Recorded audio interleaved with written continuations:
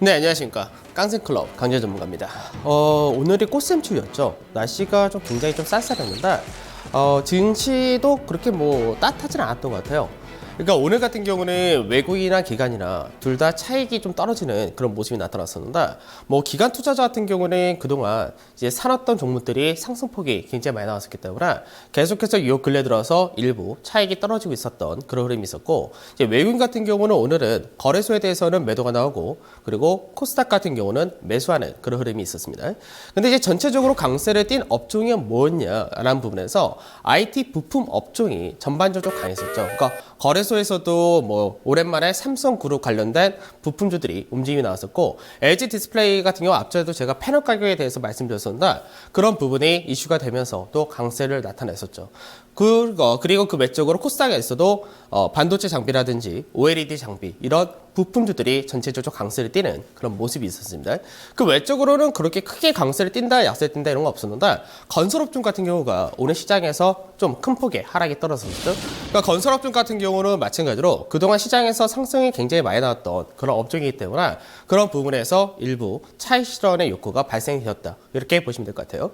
자, 이제 시장 자체가 또다시 이제 약간 지금 구간에서 더 갈 거냐 아니면은 빠질 거냐, 여기에 대한 약간 기로에 서 있다, 이렇게 볼 수가 있는데, 다음 이번 주죠. 이번 주 금요일 날 G20 재무장관 회담에 대한 기대치는 여전히 있는 그런 상태이기 때문에 시장에 대해서는 어렵게 볼 건 없을 것 같고, 앞서도 말씀드렸듯이 3월 달 되게 되면은 중국에서의 전인대회라든지 뭐 FOMC 회도 있고, 그 여러 가지 뭐 21세 부양책이라든지 기대할 수 있는 부분이 많기 때문에 시장에 대해서 나쁘게 볼 거는 여전히 없다, 이렇게 보고 있습니다. 여전히 뭐 양극화랑 관점에서 거의 비슷하기 때문에 양극화 관련돼서 좀 좋은 종목들은 그대로 조정시에는 잡는 그런 관점도 유지하시면 될 것 같습니다. 자, 오늘 시장 하나씩 보면서 설명 좀 해드리도록 하겠습니다. 자, 먼저 대형지수죠. 요즘은 종합주가지수를 제가 잘 안 봐드릴 이유는 워낙에 이제 지수 자체가 양극화로 가고 있기 때문에 대형주와 그 다음에 코스닥, 그리고 코스닥 안에서도 성장주, 그리고 이제 가치주 좀 나누는 게 가장 좋습니다. 자, 대형지수로 보도하면은 시장에서 대형지수는 지금 현재 오늘까지 해서 5거래일 동안 계속해서 숨고르기를 겪는 그런 모습이 나타나죠. 그러니까 이제 시장에서 앞전에 바닥을 치고 나서 저점과 저점 만들 때가 15거래 정도 걸렸었는데, 그러고 나서 고점을 만들 때도 마찬가지로 오늘까지 약 15거래 정도 쉬는 모습이죠. 근데 이제 대형지수는 여전히 쌍바닥이 만들어진 다음에 그 윗자리, 직전에 고점 자리 때에서 그대로 지지를 받아주는 그런 모습인데, 이제 어저께 61선을 건드리긴 했죠. 근데 이 61선을 이제 넘어가느냐 못 넘어가느냐, 이게 내일이냐 모레냐, 이게 가장 중요한 그런 시기가 될 것 같고, 추가적으로 한번 떨어진다면 21선까지 떨어질 수 있겠죠. 근데 21선 자체가 지금은 이격을 많이 좁혀놓은 상태이기 때문에 21선이 삼각으로 가는 구간대에서는 21선은 쉽게 이탈할 가능성은 낮다, 이렇게 보시면 될 것 같아요. 그리고 거래량을 좀 보도록 할게요. 거래 대금이 이 근래 들어서 계속해서 축소가 되죠. 근데 시장에서 올라갈 때는 거래 대금이 늘고요. 그 다음에 조정을 받는 이 구간대에서 거래 대금이 감소되는 거는 조정 패턴으로서는 상당히 좋다, 이렇게 보시면 되기 때문에 이제 거래량 증가세가 나오냐 안 나오느냐, 이게 가장 중요하고요. 오늘 수급을 보게 되면은 수급 같은 경우는 외국인과 기관이 오늘 대형주에 대해서는 둘 다 매도가 나왔는데, 매도 규모는 사실 굉장히 작죠. 요 근래 들어왔던 규모에 비하면은 뭐 정말 미미하게 매도가 나왔었고, 오늘 외국인 같은 경우는 중소형과 그리고 코스닥에 대해서는 매수가 들어왔습니다. 그리고 반대로 기관 같은 경우는 여전히 중소형과 코스닥에서는 매도세가 이어졌다, 이렇게 보시면 될 것 같아요. 자, 그 다음에 시장에서 바로 또 확인해야 될 것이, 이제 우리가 삼성전자를 좀 체크를 해야 되는데, 삼성전자가 지금 현재 시장을 끌고 가지는 않습니다. 그러니까 시장을 끌고 가는 것이 시총상위 1위 종목이 아니라 2위부터 10위 아래에 있는 자동차라든지 철강이라든지 한국전력, 이런 종목들이 좀 끌고 가는 양상을 보여주고 있는데, 삼성전자가 그래도 시장에서는 워낙에 시총이 높기 때문에 항상 우리 체크를 해줘야 되겠죠. 삼성전자 차트도 한번 보면서 이야기를 해드리도록 하겠습니다. 자, 삼성전자 차트도 이제 대형지수와 거의 비슷한 모습인데, 시장에서 먼저 바닥을 만들었고요. 그리고 추가적으로 쌍바닥도 먼저 만들긴 했습니다. 근데 삼성전자가 박스권 라인대를 돌파를 하게 되면은 박스권 마디폭이 가능하다고 말씀드렸는데, 박스권을 돌파하고 나서 지금 직전 고점 자리대에서 오늘까지 역시 마찬가지로 5거래 동안 조정을 받는 그런 모습을 보여주죠. 그러니까 저점 대비해서 5거래 동안 상승을 보여줬고, 마찬가지로 5거래 동안 조정을 받아줬기 때문에 삼성전자가 거래량의 증가세가 나오면서 강세를 띄냐 못 띄냐, 이게 좀 중요하다, 이렇게 보셔야 될 것 같아요. 그러면 잠시만요.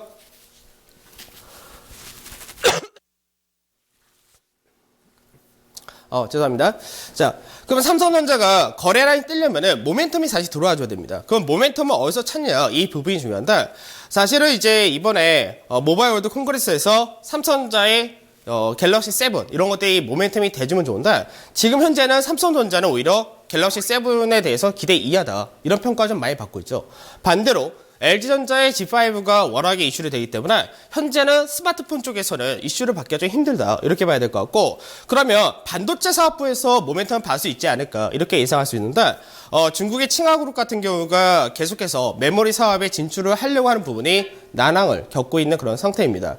그래서 앞전에 이제 중국에서 반도체 사업을 본격적으로 육성한다, 이런 부분이 현재는 지금 약간 어려운 그런 국면을 보여주고 있기 때문에, 그런 부분에서 삼성전자가 모멘텀이 한번 들어올 수 있지 않을까, 그렇게 예상 좀 하고 있고, 거래량이 들어오면서 삼성전자가 위쪽 방향 보여줘야지 지수 역시도 강하게 움직일 수 있다, 이렇게 봐야 될 것 같습니다. 자, 그 다음에 우리가 또 하나 체크해야 될 부분이 이제 환율, 해외 증시 이쪽을 좀 체크해야 되는데, 제가 앞전에 다우지수를 갖고 말씀을 드릴 때 어떻게 말씀드리냐면, 이미 미증시는 이제 베어마켓이다, 그런데 바닥권 대비해서 단기적으로 상승이 나오면은 그 구간대 좀 실 가능성이 있다, 이렇게 말씀드렸었죠. 그럼 다우지수 한번 보도록 할게요. 다우지수가 앞전에도 설명을 드릴 때 전체적으로 작년에도 고점 대비해서 하락할 때 69거래 동안 하락을 했고요. 이번도 마찬가지로 고점 대비 하락할 때 69거래 동일하게 하락을 했다라고 말씀드렸었죠. 그러면 앞전에 바닥을 만들 때도 쌍바닥을 만들고 나서 올라갔는데, 그때 쌍바닥 만들 때 26거래라는 거시간 기간 조정을 거치고 나서 올라갔었죠. 그러면 이번 같은 경우도 박스권 안에서 움직이는데, 박스권 안에서 지금 현재 쌍바닥을 만들고 올라갔다가 어저께 내려오면서 상단 자리에 붙여놓은 그런 케이스죠. 그러니까 박스권 패턴을 정상적으로 간다면은 박스권을 돌파하고 지지 밟고 가거나, 또는 박스권 상단 자리에서 내려와서 중간 마디에서 지지를 밟고 가거나, 두 가지 케이스가 되겠죠. 그러면 우리가 이렇게 생각을 해야 돼요. 날짜상으로는 저점 대비해서 24거래를 겪었으니까 내일 모레 목요일날이 되는데, 목요일날에 26거래일이 되고 그날이 공교롭게도 G20 재무장관 회담의 바로 전날입니다. 그러니까 그런 데에서 시장은 모멘텀을 줄 수 있기 때문에, 미증시가 오늘 약세 뛴다 하더라도 21선 자리 때 이 자리를 깨지 않고 지지가 나온다면은 시장에서는 위쪽 방향이 가능하다, 이렇게 보셔도 될 것 같아요. 그러니까 현재는 시장에 대해서 너무 크게 우려감을 갖거나 그럴 필요는 전혀 없는 증시다, 이렇게 말씀 좀 드리도록 하고, 그 다음에 우리나라 원달러 환율도 같이 체크를 해보도록 하겠습니다. 그러니까 지금 원달러 환율이 계속해서 올라가니까 시장에서는 이게 예전 생각인 거죠. 예전에는 환율이 올라가면은 굉장히 안 좋다, 이게 인식이 되기 때문에 환율이 올라갈 때마다 증시는 역외관계로 연결된다, 이렇게 됐었습니다. 그러면 지금 같은 경우는 환율이 계속해서 1200원을 넘어가서 움직이는데, 외인들이 들어오는 가격대도 이 가격에 들어온다는 거죠. 일부 헤지펀드에서는 우리나라 원달러 환율이 1300원까지도 올라갈 것이다, 이렇게 베팅을 했다라고 얘기하는데, 우리가 외국인 관점에서 한번 보자고요. 외국인 같은 경우 국내 주식을 삽니다. 근데 국내 주식에서 환율이 높은 상태에서 샀는데, 현재 사는 종목들이 어떻게 돼요? 주가가 더 올라가죠. 그러면 환율이 올라가서 얻는 환차 손보다 주가 상승에 대한 상승폭이 더 크게 되면 이것도 이득입니다. 그리고 나서 나중에 1300원을 간다 하더라도 갔다가 꺾이는 구조가 되면 어떻게 돼요? 그때는 환차 이익을 보는 그런 구조가 되는 거죠. 그렇기 때문에 환율이 올라간 데서 무조건 나쁘다, 이렇게 생각할 것은 전혀 없다는 겁니다. 다만 시장에서는 아직까지 투자 심리나 이런 쪽이 환율이 너무 많이 올라가면, 우리나라가 예전에 IMF라든지 그 외적으로도 미국의 금융위라든지 이런 거 겪을 때마다 환율이 워낙에 높이 올라갔던 그런 이력이기 때문에 거기에 대한 우려감은 작용을 한다 정도 보시면 되겠죠. 그러니까 원달러 환율을 보게 되면, 원달러 환율은 지금 계속해서 채널 패턴을 갖고 움직인다고 말씀드렸죠. 그러면 환율 차트 자체가 지금 마디가 4개째라고 말씀드렸기 때문에 상단자에서 저항을 받고 내려온다 하더라도 1220원 전후에서 지켜줄 가능성이 높고요. 그리고 지켜주고 나서 나중에 올라간다 하면은 마지막 마디가 하나 연결되겠죠. 그래서 일각에서 얘기하는 1300원이라 환율보다는 제가 볼 때는 이제 1250원 정도가 단기적으로 고점이 될 가능성이 높다, 이렇게 보고 있습니다. 다만 여전히 1200원 이상에서 움직일 가능성이 높기 때문에 이런 부분은 앞서도 제가 수출주라든지 이런 쪽에는 긍정적으로 작용을 한다, 이렇게 말씀드렸었죠. 그래서 고간이 비어진 상태에서 외국인들이 1200원이란 가격대를 중심으로 들어오는 이런 과정에서는 외국인의 기준 환율이 예전처럼 1150원이다, 1100원이다 이렇게 생각할 필요가 없다는 겁니다. 그리고 우리가 이제 환율이 무조건 나쁘다 이렇게 생각할 필요 없겠죠. 우리가 겪어봤어요. 바로 옆나라 일본 같은 경우가 예전에 엔화 약세를 통해서 본격적으로 엔화 약세가 쭉 떨어질 때 오히려 주가는 굉장히 가격이 올라갔었죠. 왜 그러냐? 수출 산업이 긍정적으로 작용하고 기업들의 이익이 증가한다라는 그런 관점이 있었습니다. 그러니까 최근 움직이는 종목들의 대부분은 이제 수출 관련돼서 환율 효과라든지 이런 것들을 많이 보는 그런 기업들이란 거죠. 그래서 그런 부분에서 아직까지 나쁘지 않다 이렇게 보시면 될 것 같아요. 자, 그러면 시장에서 지금 이제 한번 오늘 같은 경우는 제가 연초부터 딱 2010년 들어와서 2010년부터 지금까지 시장이 전체적으로 얼만큼 등락이 나타났고 시장에서 코스피 100 종목 내에서 상승이 가장 높은 종목과 하락이 가장 센 종목을 한번 체크를 해봤는데 보도록 할게요. 종합주가지수가 2.5% 정도 빠졌습니다. 아직까지는 시장에서. 그러니까 연초 대비했을 때 앞전에는 굉장히 많이 빠졌었죠. 근데 이제 2.5%니까 많이 회복을 한 상태인 거고 대형주가 2.2% 정도 빠졌으니까 거의 비슷합니다. 그에 반해서 코스닥 같은 경우는 아직까지 한 5% 정도 빠져있는 그런 그림인데 실제로 지수만 볼 때는 그렇게 크게 시장이 나쁘다 이렇게 얘기할 수 없을 것 같아요.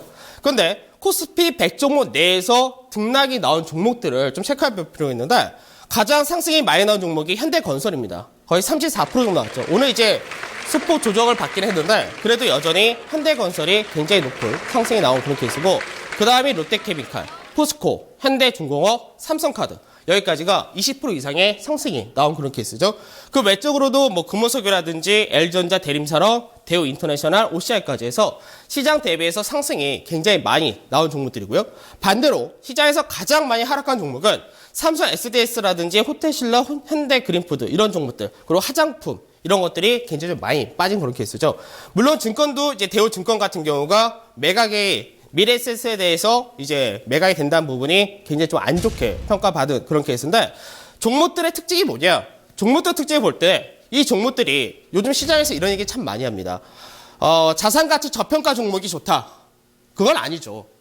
제가 이 시간을 통해서 여러분들한테 말씀을 드릴 때 이런 종목들이 좋습니다라고 말씀드릴 때 단순히 자산가치 저평가니까 밸류에이션이 굉장히 싸니까 좋습니다.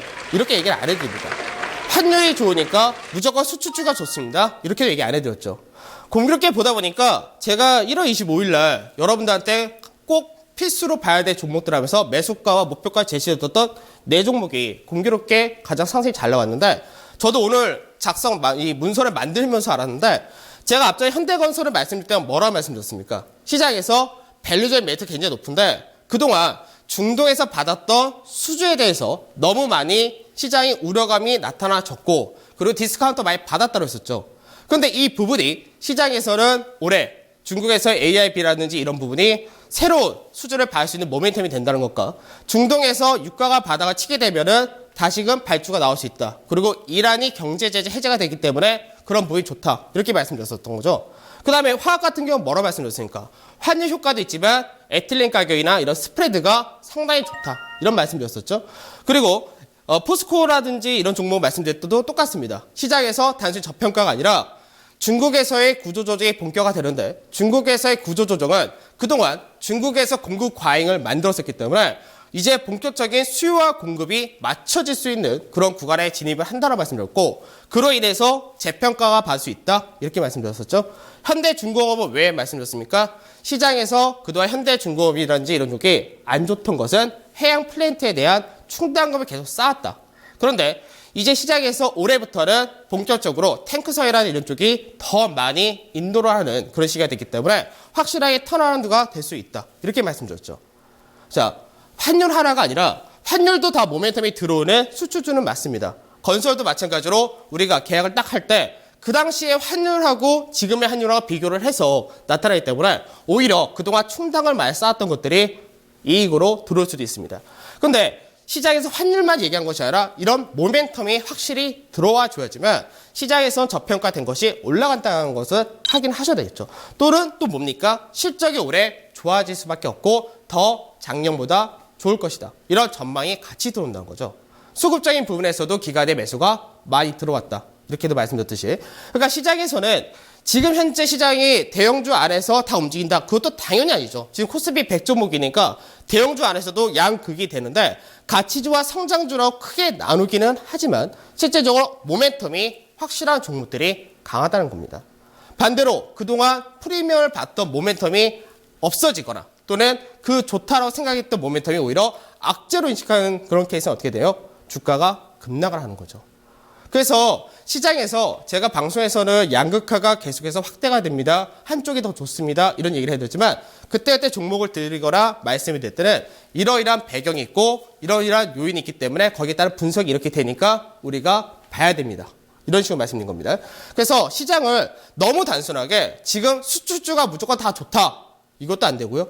시장에서 저 PBR 종목, 자산가치 이하 종목은 다 좋다. 이것도 아닙니다. 그러니까 여러분들이 이제 이 방송을 보면서 계속해서 몇 개월 동안 어떤 식으로 분석을 했고 어떤 식으로 시장을 읽었고 어떤 식으로 선택을 하는지를 보셨기 때문에 그런 관점을 계속해서 가져가셔야 됩니다. 자, 그 외적인 종목들도 마찬가지죠. 이제 L전자 같은 경우는 시장에서 계속해서 꾸준히 가는 이유가 뭡니까? 캐시카우가 있다고 했었죠. 가전제품이라는.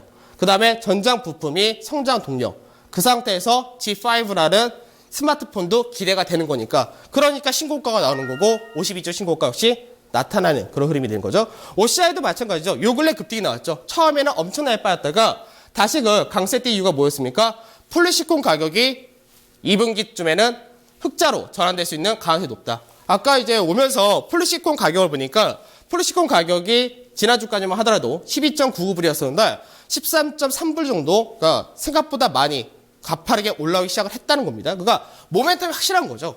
그러니까 시장에서 강세에 뛰는 거고 반대로 빠지는 종목들 보게 되면은 삼성 SDS 같은 경우는 그동안 시장에서 어떻게 했습니까? 굉장히 고평가를 받았죠. 사업 실적이라든지 역량이 크지 않은데도 불구하고 삼성그룹의 이재용 부회장이 지분을 많이 갖고 있다. 이게 모멘텀이 된 거죠. 그런데 이제 지분을 어떻게 했습니까? 팔았죠. 파니까 어떻게 돼요? 앞으로도 더 팔 수 있을 것이라는 우려감이 형성이 돼버리니까 주가가 급락에 떨어진 케이스가 되었죠. 호텔신라 대표적인 면세 사업이죠.